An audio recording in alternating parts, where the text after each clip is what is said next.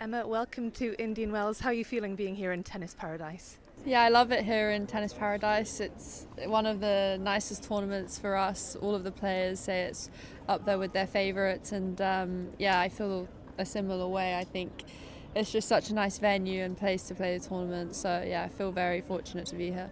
We're watching you out there on the practice courts earlier. It's great to see you back, and obviously your fans are happy to see you too, but you look to be really enjoying yourself as well back on the tour.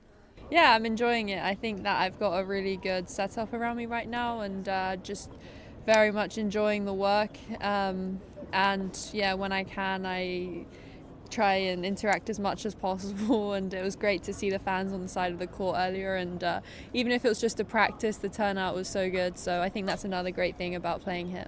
Yeah, they must have appreciated it. And let's just look back at the last 18 months. Obviously, you're having a great time here now, but it must have been a tough time for you having reached such a peak at the US Open and then having to almost start from scratch again. Can you describe what that's been like, knowing you can reach those heights, but having to work from the bottom again? Yeah, I think to be honest, like where I'm at right now, I wouldn't say is the bottom. I think there are further places down to go. I think that it has definitely been an experience, and I've learned a lot from, trying to climb my way back up. And I think the biggest thing is just putting the work in consistently, day in, day out, as much as I can. And how have you kind of picked yourself up when you've had injury setbacks again, you felt you're getting back on track and then something else has happened? What do you kind of say to yourself in those moments?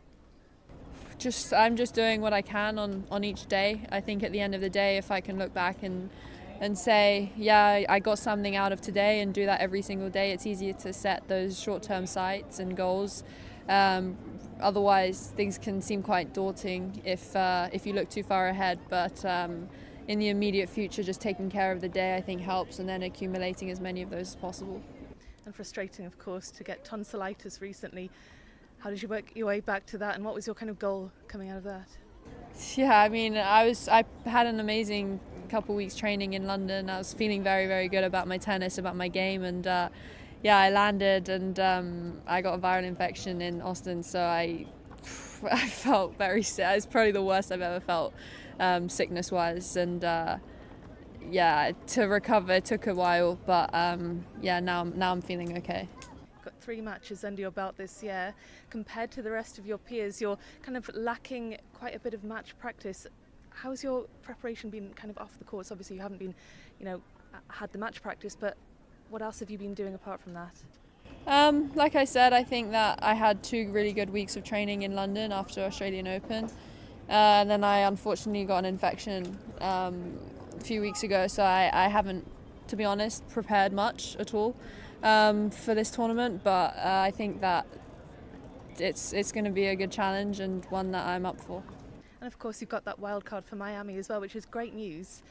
Do you think, though, it might be more beneficial to kind of come through qualifying and get that match practice under your belt, or are you happy to do a bit less and have that wild card into the main draw? I think it depends. I think qualifying is very beneficial. I qualified and won the US Open, so it is good, and I think a lot of players are qualifying and winning the tournaments now, and it helps work your way into the tournament.